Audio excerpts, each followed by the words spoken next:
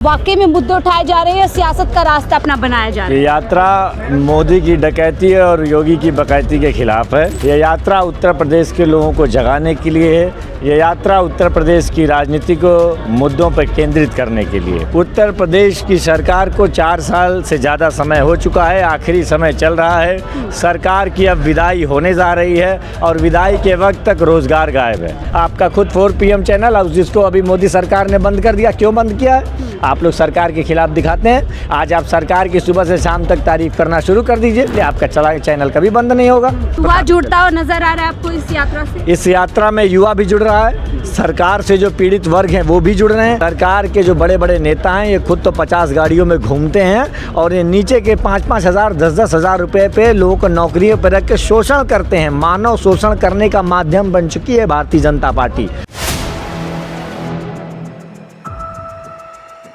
सड़क से लेकर संसद तक एक मजबूत आवाज़। संजय सिंह लगातार उत्तर प्रदेश के बुनियादी मुद्दों को लेकर के लगातार यात्रा कर रहे हैं। लेकिन सवाल यह है कि इस यात्रा के ज़रिए क्या आम आदमी पार्टी अपनी सियासत का रास्ता साफ करना चाहती है या वाकई में जनता के मुद्दों को उठाना चाहती है? ख़ासतौर से युवाओं का मुद्दा, बेरोज़गारी का मुद्दा उन्होंने उठाया। ऐसे में युवाओं से बातचीत करते सर्वेश जी, आप एक युवा हैं और उत्तर प्रदेश से भी आते हैं। जैसे कि मैंने कहा, वाकई में मुद्दे उठाए जा रहे हैं, सियासत का रास्ता अपना बनाया जा रहा है। ये यात्रा मोदी की डकैती और योगी की बकैती के खिलाफ है।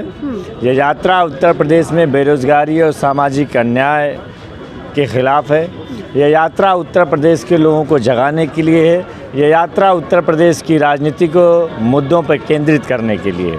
सांसद संजय सिंह जी को, जिनको इस पूरे देश में एक मुखर आवाज़ के रूप में जाना जाता है, एक समाजवादी सोच, एक ऐसी सोच जो गरीबी और अमीरी की खाई को पाटने के लिए काम करते हैं, एक ऐसी सोच जो सरकार से कभी डरते नहीं हैं, सरकार की तानाशाही के खिलाफ सड़क से लेकर संसद तक खुल के बोलते हैं। तो उनकी जो यात्रा है उसमें लोगों का जो जन समर्थन है, लोग मुद्दों की राजनीति के प्रति अपना आदर, अपना सम्मान, अपना सत्कार पेश कर रहे हैं। और ये देखने की बात है कि जिस समय उत्तर प्रदेश में 50 हज़ार से ज़्यादा स्कूल बंद किए गए, जिस समय उत्तर प्रदेश में 80 और 20 की राजनीति चल रही है, जिस समय उत्तर प्रदेश में मुद्दों की राजनीति गायब हो चुकी है, उस समय मुद्दों की राजनीति करने के लिए एक नेता सड़क पर आए हैं और उनके समर्थन में हज़ारों लोग, मतलब हर एक चौराहे पे स्वागत करने के लिए खड़े हैं। और ये उदाहरण भी है, देखिए उत्तर प्रदेश की धरती है, इस धरती ने भारत के स्वतंत्रता संग्राम में बहुत बड़े बड़े हिस्से दिए हैं।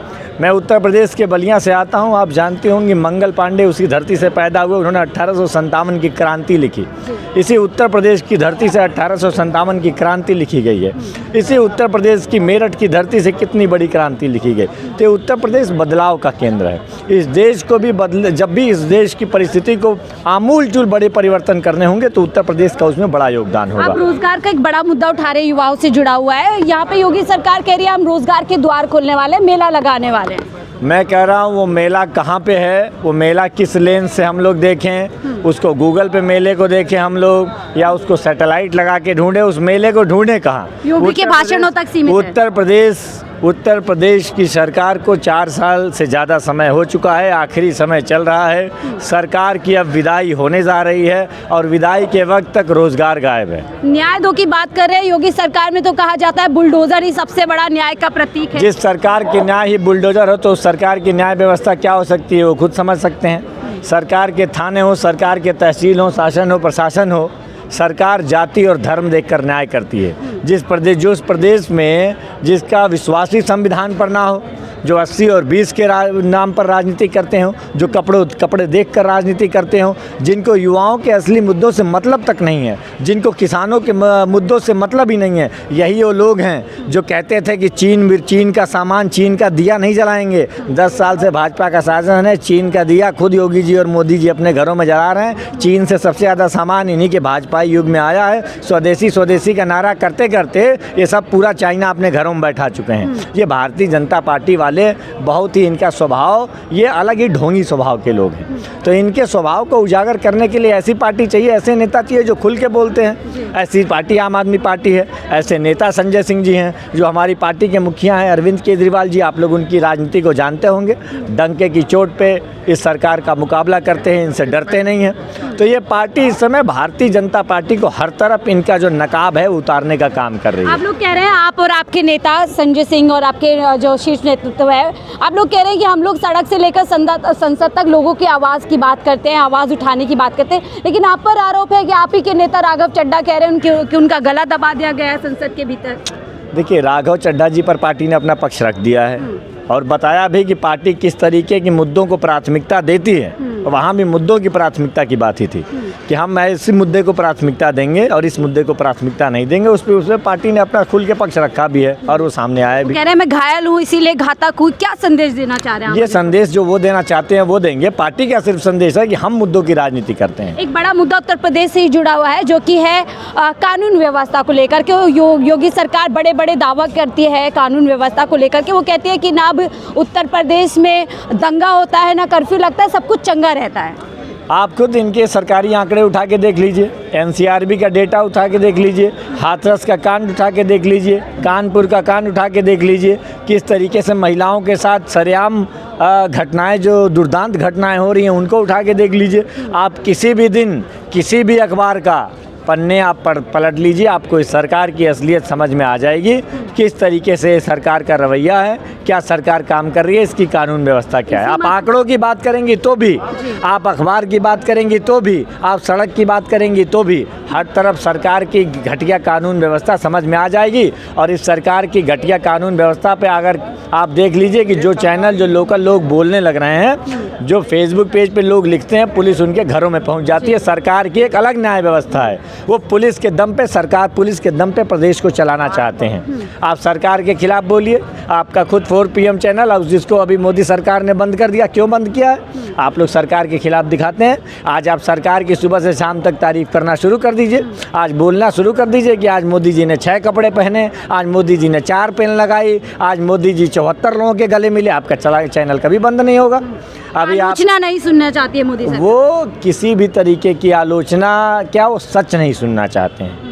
सच सुनने की भी ताकत उनमें नहीं है। आलोचना करने पे अगर इस देश की मीडिया, अगर गोदी मीडिया ने भी तय कर लिया ना, तो ये सरकार आप जिस समय भी चाहेंगे उस महीने चुनाव कर लेंगे, सरकार गिर जाएगी। सरकार अंदर से खोखली हो चुकी है, सरकार अपना जनता में विश्वास खो चुकी है। तो उत्तर प्रदेश की सरकार में भी आपने कुछ बातें कही हैं, लेकिन सवाल ये है कि इस यात्रा से आम आदमी पार्टी को क्या हासिल होने वाला है? 4थे चरण की आपकी यात्रा होगी, 2 और बचे जहाँ तक मुझे जानकारी है।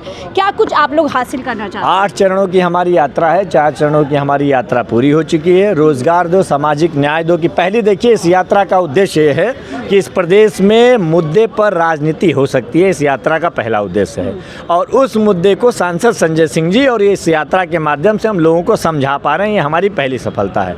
दूसरी सफलता इस यात्रा की है कि जो पब्लिक की कनेक्टिविटी हमारे नेता और हमारी पार्टी से बन रही है, वो देखने योग्य है, वो सब पार्टी के लोगों का हौसला बन रहा है। तीसरी सफलता इस पार्टी को ये मानेंगे कि जो आने वाले आगामी पंचायत के चुनाव हो, जो आने वाले आगामी चुनाव हो, उस चुनाव में हमारा जो क्षेत्रीय नेतृत्व है, जो स्थानीय और जो यहाँ का नेतृत्व है, वो बड़े रूप से जा रहा है। और उसके अलावा अन्य ढेर सारे ऐसे जो फायदे हैं जो इस यात्रा में देखने को मिल रहे हैं, जो आपको आगे समय के साथ युवा जुड़ता हुआ नजर आ रहा है आपको इस यात्रा से? इस यात्रा में युवा भी जुड़ रहा है, सरकार से जो पीड़ित वर्ग हैं वो भी जुड़ रहे हैं, जो भी लोग इस सरकार से पीड़ित हैं वो जुड़ रहे हैं। आप सोच सकती हैं कि जिस दौर में आप ऐसे हैं कि दिल्ली में मिनिमम वेज हमारी सरकार आई तो 19,000 तय कर दी। यहाँ पे शिक्षा मित्र 10-10 हज़ार पे महीने का काम करते हैं, छुट्टी नहीं है। आप अगर सही तरीके से देखना शुरू करेंगी तो ये सरकार के जो बड़े बड़े नेता हैं, ये खुद तो 50 गाड़ियों में घूमते हैं और ये नीचे के 5-5 हज़ार 10-10 हज़ार रुपये पे लोगों को नौकरियों पर रख के शोषण करते हैं। मानव शोषण करने का माध्यम बन चुकी है भारतीय जनता पार्टी और इनकी सरकार। रोज़गार के नाम पे शोषण के माध्यम, शोषण के तरीके बनाते हैं। शिक्षा मित्रों की तनख्वाह पूछ लीजिए, पूरक शिक्षकों की पूछ लीजिए, रोज़गार सेवक जो हैं उनकी पूछ लीजिए। 5,000 और 10,000 रुपये पे आप 30-30 दिन काम काम करा रहे हो 21वीं सदी में, जिस समय आप 5 ट्रिलियन 5 ट्रिलियन इकोनॉमी की आप डंके बजा रहे हो, आपको शर्म नहीं आती है इस तरीके की उत्तर बात प्रदेश को करते हो? उत्तम प्रदेश बताते हैं। आप सोचिए, उत्तर प्रदेश को आप उत्तम प्रदेश बताने की बात करते हो, और आपका जो औसत प्रति व्यक्ति आय उससे क्या है, आधे पे आप खड़े हैं। और आपके आधे से ज़्यादा ज़िले हैं जो आपके प्रदेश की भी औसत है उसके भी आधे पे खड़े हैं, 1/4 प्रति व्यक्ति आय पे खड़े हैं। तो आपकी असलियत क्या है? आप एग्रीकल्चर इकॉनमी के स्टेट हैं, एग्रीकल्चर का हालत खस्ते हैं। लोगों की कमाई, लोग कह रहे हैं कि जितनी फसलों की बुआई में हमारी लागत है उतना हम निकाल नहीं पा रहे हैं। और अब तो आपने अमेरिका से सीधा बोल दिया है कि अमेरिका वाला भी गेहूं चावल लेकर आएगा यहाँ पे।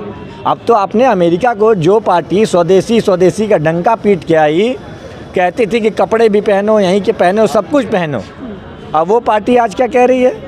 वो पार्टी आज कह रही है कि अमेरिका वाला हमारे खेतों में के ये किसानी भी अब अमेरिका से करेंगे, बीज भी वहीं से आएंगे। ये देश देखिए, इस देश का जो लोकतंत्र है वो बहुत मजबूत है।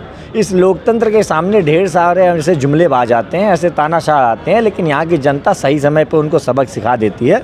अब योगी सरकार की विदाई का वक्त है, और विदाई के वक्त में सरकार से एक अनुरोध है कि जो आपके पास बचा हुआ समय है आप सही से काम कर लीजिए, नहीं तो आपकी जनता इतनी बुरी विदाई करेगी कि शायद आने वाले 50-100 सालों तक भी आप यहाँ की जनता में देखने को नहीं मिलेंगे। शुक्रिया हमसे बातचीत करने के लिए। तो एक युवा आवाज़ है सर्वेश जी, जो साफ तौर पर योगी सरकार को चेता रहे हैं और साफ बड़ा ऐलान भी कर रहे हैं कि योगी सरकार जाने वाली है, क्योंकि मुद्दे पर योगी सरकार पूरी तरीके से खोखली नजर आती है। कानून व्यवस्था की बात हो या युवाओं के रोजगार की बात हो या फिर अन्य कोई दावा हो, तमाम दावे कहीं ना कहीं उत्तर प्रदेश में पूरी तरीके से धराशायी होते नजर आ रहे हैं। ऐसे में युवाओं की मांग है कि इस बार 27 में बदलाव होना चाहिए। फिलहाल इस रिपोर्ट में इतना ही। देखते रहिए 4 PM न्यूज़ नेटवर्क।